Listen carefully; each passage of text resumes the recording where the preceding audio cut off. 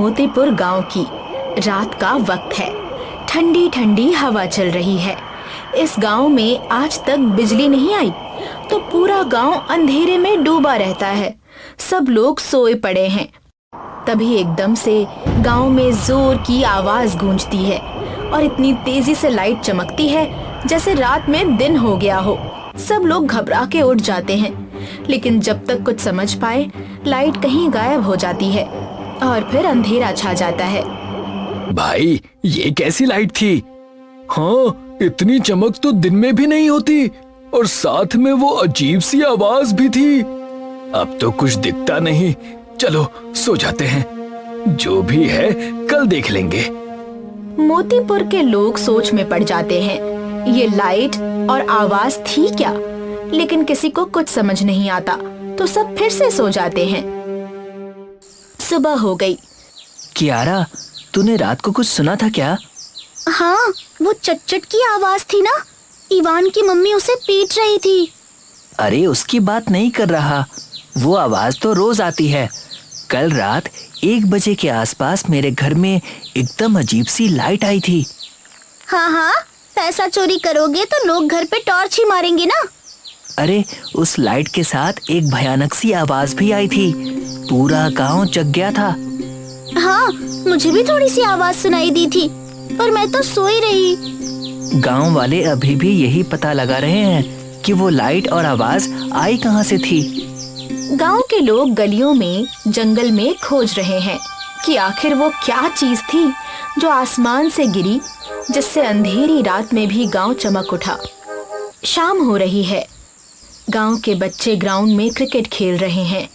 आरव जोर से बॉल मारता है और बॉल जंगल में चली जाती है। आरव, तूने इतनी जोर से मारा, अब तू ही बॉल लाने जा। ठीक है, मैं लेकर आता हूँ। आरव जंगल में बॉल ढूंढने जाता है। तभी उसे 3 उंगली वाले पैर के निशान दिखते हैं। हमारे पैर में तो 5 उंगली होती है, ये 3 उंगली वाला कौन हो सकता है? कियारा, इवान, इधर आओ जल्दी। आरव सोच में पड़ जाता है कि ये 3 उंगली वाला आदमी जंगल में कौन है। कियारा और इवान आते हैं। कियारा, ये देखो, 3 उंगली वाले पैर के निशान, ये किसके हो सकते हैं? मैंने पढ़ा है, 3 उंगली वाले पैर एलियन के होते हैं। तो फिर एलियन यहीं कहीं आसपास होगा, हमें ढूंढना चाहिए। बच्चे उस एलियन को ढूंढने लगते हैं। जंगल के अंदर जाते हैं तो देखते हैं कि कुछ कुत्ते भौंक रहे हैं। वो उसी तरफ जाते हैं तो देखते हैं एक एलियन है और कुत्ते उसके पीछे पड़े हैं। बच्चे मिलकर कुत्तों को भगा देते हैं और एलियन को बचा लेते हैं। इसकी आंखें देखो, कितनी प्यारी हैं। आरव, इवान और कियारा को देखकर एलियन एक प्यारी सी स्माइल देता है। अरे, इसकी स्माइल तो मिकी माउस से भी ज्यादा क्यूट है। एलियन आता है और आरव के गाल को प्यार से छूता है। आरव को ये अच्छा लगता है। एलियन एक अजीब सी आवाज में कुछ बोलता है, पर बच्चे कुछ समझ नहीं पाते। आओ दोस्त, चलो घर चलते हैं। एलियन बच्चों की बात समझ नहीं पाता। लगता है ये हमारी बात नहीं समझ रहा, इशारे में बताना पड़ेगा। आरव इशारे में एलियन को घर चलने को कहता है, लेकिन एलियन इशारे का गलत मतलब समझ जाता है और इवान को एक लात मार देता है। इवान नीचे गिर जाता है। अरे, लगता है इशारे का गलत मतलब समझ गया। फिर से ट्राई करते हैं। अब इशारा मत करो, वरना हमें भी मार देगा। एलियन देखता है कि यहाँ भाषा की प्रॉब्लम हो रही है। वो अपने बैग से एक लाइव स्पीच ट्रांसलेटर डिवाइस निकालता है और गले में लटका लेता है। अब जो भी एलियन बोलता है वो हिंदी में ट्रांसलेट होकर बच्चों को सुनाई देता है और बच्चे जो बोलते हैं वो एलियन की भाषा में उसे सुनाई देता है। भाई, तुम कौन हो? कहाँ से आए हो? मेरा नाम लुलू है। मैं एक दूसरे प्लेनेट से आया हूँ। मेरे सारे दोस्त स्पेसक्राफ्ट से वापस चले गए, मैं यहीं रह गया। अब मैं अपने घर कैसे जाऊंगा? तुम आए कैसे थे? स्पेसक्राफ्ट से, पर मेरे दोस्त उसमें बैठकर निकल गए, मैं यहीं रह गया। मुझे लगता है कल रात गांव में वही स्पेसक्राफ्ट की आवाज थी। हाँ, और वो लाइट भी उसी से आई होगी। मुझे अपने घर जाना है। मेरी माँ मेरा इंतजार कर रही होंगी। लुलु भावुक हो जाता है और रोने लगता है। अरे रो मत यार, हमें अपना दोस्त समझो। हम तुम्हें तुम्हारी मम्मी के पास पहुंचा देंगे। आरव, इवान, कियारा और लुलु चारों आरव के घर के लिए निकलते हैं। रास्ते में देखते हैं कि पुलिस जंगल में कुछ खोज रही है। लगता है पुलिस को भी लुलु के बारे में पता चल गया है। इसे हमें छिपा कर रखना पड़ेगा, वरना प्रॉब्लम हो जाएगी।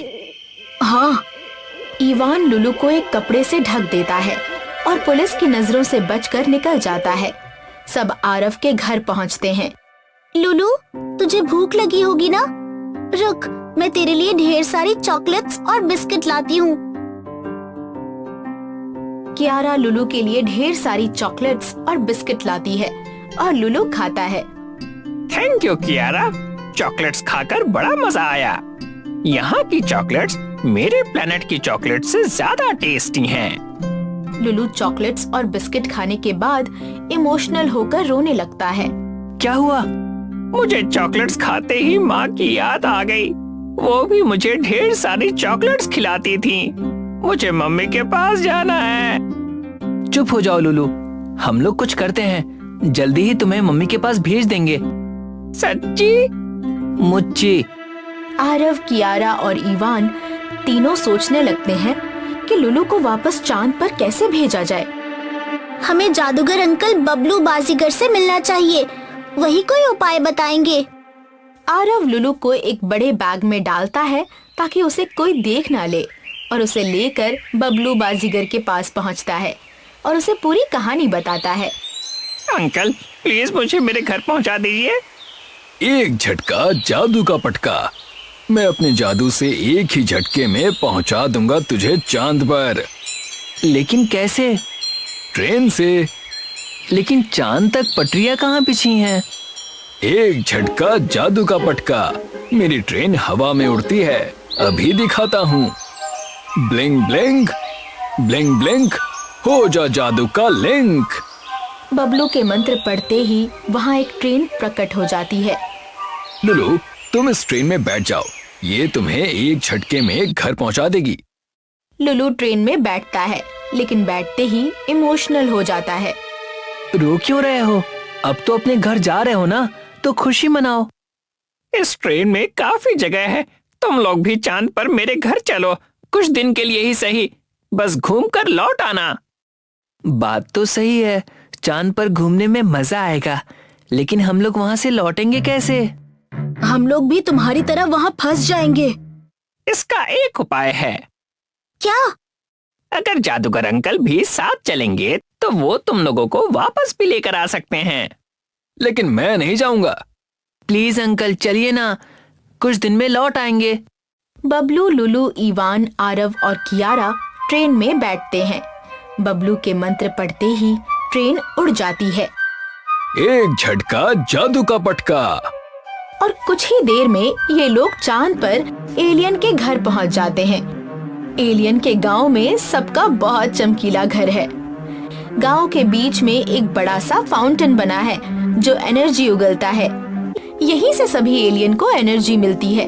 आरव, इवान, कियारा और बबलू एलियन का गांव देखकर बहुत खुश होते हैं और उसके गांव घूमने लगते हैं।